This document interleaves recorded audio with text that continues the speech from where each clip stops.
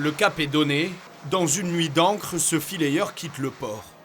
1h30 de navigation et déjà, voici les eaux anglaises. Ce jour-là, elle marque la limite de la zone de pêche.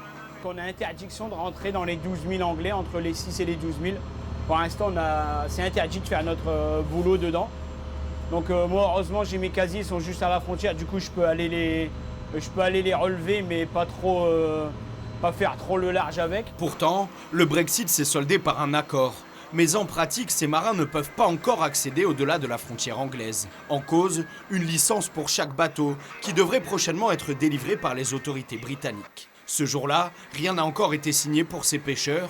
Pourtant, au mois de janvier, l'essentiel de la récolte se concentre côté anglais, à plus de 80%. Je ne peux plus aller poser mes filets dans les 12 000 sur un banc que je fais depuis le mois de novembre sur le banc de Bullock, que je travaille depuis 2 mois dessus. Là, j'ai plus le droit d'y aller. Si j'avais été où je pouvais, comme au mois de novembre-décembre, ça aurait été un peu mieux, quoi. Pour l'instant, c'est de la perte de chiffres. Dans les filets, bulots, roussettes ou araignées, une récolte sans grande valeur.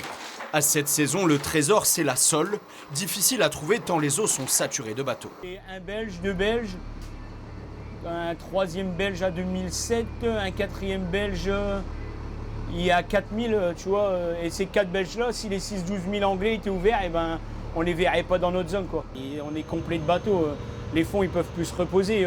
Quand c'est pas un chalutier qui passe, c'est un seineur. Quand c'est pas le seineur, c'est peut-être un coquillard. Après, c'est le fileyeur qui arrive poser ses filets.